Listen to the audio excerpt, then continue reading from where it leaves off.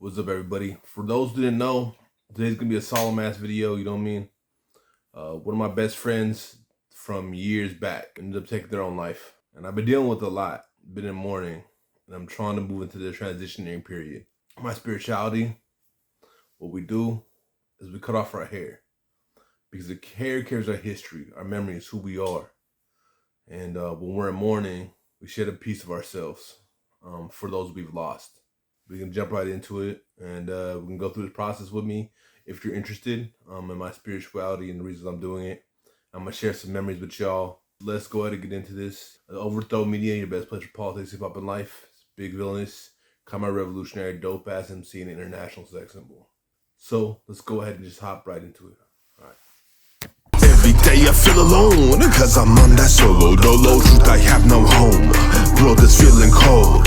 Very lost up the river, but I got no boat. I rode over by undertow, now I'm drowning though. So I guess before I really dive into talking about Bo and talking about how I met Bo and some of our memories and how much that brother meant to me, I want to talk a little bit about why I cut my hair. So I definitely associate my hair growth, I guess, with Nazarites, which was a biblical group of warriors specifically. Samson is the one that everybody really knows, knocking down the pillars, the Philistines and stuff. And I haven't been really a biblical person in a while, but some of the traditions and cultures really meant a lot to me and still do. And I feel really true to who I am, to my identity, and also, to be honest, to coming from the African diaspora, right? So you make oaths, and those oaths are represented in your hair, right? So mine was specifically that I will not stop until we are free, till we manifest a resistance that actually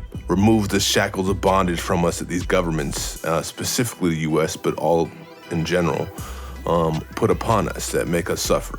And the only time it is okay and permissible for me to cut my hair off is if someone passes or the oath is fulfilled and I reach victory, So it's not a light thing that I remove my hair. In fact, the last time I removed my hair, the last death that was deep enough that it made me remove my hair was my grandmother, the only person in my family who had ever been there in my corner, Bo was a person who had rocked with me for a long period of time, who had really stood with me in every situation I'd been through, especially when I was houseless. How I met this brother was at this place called the New Horizons, and it was like a drop-in center. When I was younger, I used to go there a lot.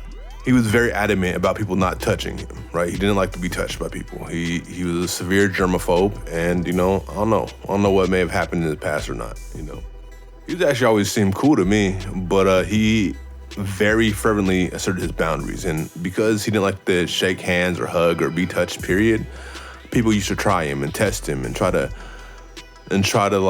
see how far they could push him. And what they didn't realize is he had hands. He could throw them. He would put hands on you like nobody else. And so when people crossed his boundaries, then he would assert himself with his fists. He wasn't like a violent person or nothing like that, really, in my opinion. He just wanted to have his boundaries respected. And we really vibed on that because when I grew up, especially when I was younger, I did not like being touched. I did not like being touched by people I did not know, or even people that I did know most of the time. So at that point, not only did I respect his boundaries, but I really appreciated somebody who asserted their boundaries like that, because I was kind of like that, but I didn't have the same degree of hands he had, So I could throw him a little bit, but not like you can. Actually, I remember the one time we were going to this rave, and I'm not even a big raver, but he fucked with them hard, and we kicked it all the time. It was my best friend for years. Literally, when I was sleeping on the streets, that was the person. If he had the ability to put me up, he usually lived in a tent, so he usually didn't, but he would, you know what I mean?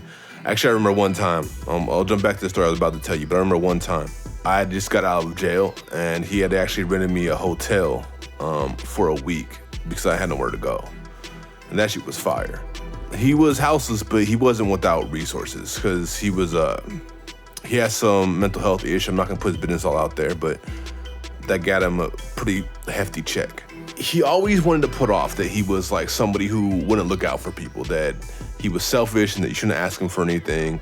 But the truth is, if he cared about you, he was gonna look out. Now, don't get it wrong, he had his downsides. He was like possessive of his friends and all sorts of shit. He was like, oh, no, you're my friend type shit. But you know, that's just part of his mental health shit, right? And I rock with him. I like rock with him hella hard. That's my dude. I remember one time we were going to a rave and he had these butterfly wings on. So I would say he was straight as fuck, but he really wasn't straight. He was more like asexual. Like he didn't know the words for it. But people always thought he was queer because he liked really colorful things. He liked the really bright colors, you know what I mean? He also liked dancing in an ape suit. He loved to dance a lot and liked high-pitched, colorful tones and things like that. So people thought he was super queer. Definitely wasn't, but they thought he was. And he did things like wear butterfly wings. So when we're going to this rave, this butterfly wings, he had these youngsters try to lead us astray, right? They try to lead us to go jump us and rob us, specifically rob him. But I got split off from him a little ways and he was up this hill. And then all of a sudden it starts to go down and all these youngsters try to jump him. They swing, he jumps back. I mean, not jumps like in scared, but like, you know, boxing. So he jumps back, takes a stance and was like, I was waiting for this, and just starts flying at him. So you see this cat, this colorful ass white dude with butterfly wings, get this deep ass, growling ass fucking animalistic voice like, I'm waiting for this, and lunge at him, swinging at the whole crowd of motherfuckers. Like literally, it was like 4-on-1. I'm trying to get up the hill. But they were like, this white boy, he's crazy, and started running. So by the time I got up the hill, they were already down the block, scared the fuck of them. I remember that story so hard because that shit was funny. Like, I mean, it might not sound funny, but you just see this cat with butterfly wings just flying at these niggas like, what's up? You know what I mean? And, you know, I'm not like, oh, the poor white boy thing, because that's not what I'm gonna say, but he also wasn't viewing himself that way either, so to be clear. But it was a very interesting, fun situation, kind of, you know what I mean? And I know violence doesn't seem fun to people, but sometimes that shit can be straight comedic. And that happened many times in Bo's fights, because people always underestimated Bo. And he had hands. I mean, we used to train together all the time. Like, we used to, like, spar, and we used to hit the mitts, and dude had hands. Like, bro, you wouldn't expect it until he starts throwing it. Then you're like, oh shit, I gotta get the fuck out the way, because this nigga can hit me, and he's gonna knock me smooth out. He's knocked out more than a few people. But he also was the happy stoner if you let him be. If you respected his boundaries and you let him be that, let him smoke his weed, he was the happy stoner. He would chill, he'd be funny, he'd go dance. He loved to dance.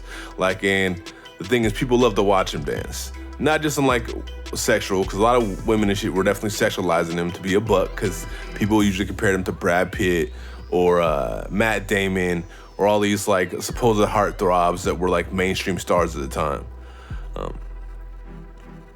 But you know, he just put out some good energy in general, you know what I mean? And I remember he had this ape suit that he used to dance in all the time. And everybody knew him for the ape suit guy, you know what I mean?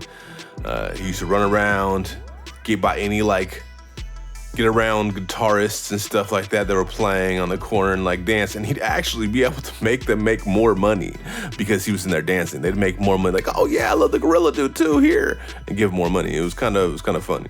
A lot of these memories are so far in the past, you know what I mean? Because to explain, like me and Bo kind of fell out. I mean, not like we had bad blood, but I remember him being kind of possessive over me and trying to run off a lot of my other friends and sometimes lovers too. And there's a point where I couldn't anymore. And so I like just stepped back. We didn't beef or nothing. I just like stopped kicking it with him. Part of me wish I hadn't, right? Part of me really wishes that I would have stayed tight, especially a lot of the people who he didn't like, at the end of the day, ended up snaking me. Some of those I even consider family, they ended up snaking me. Kind of wish I hadn't, but also the way he navigated wasn't necessarily chill. But the love he had for his friends, the people he cared about, was like no other.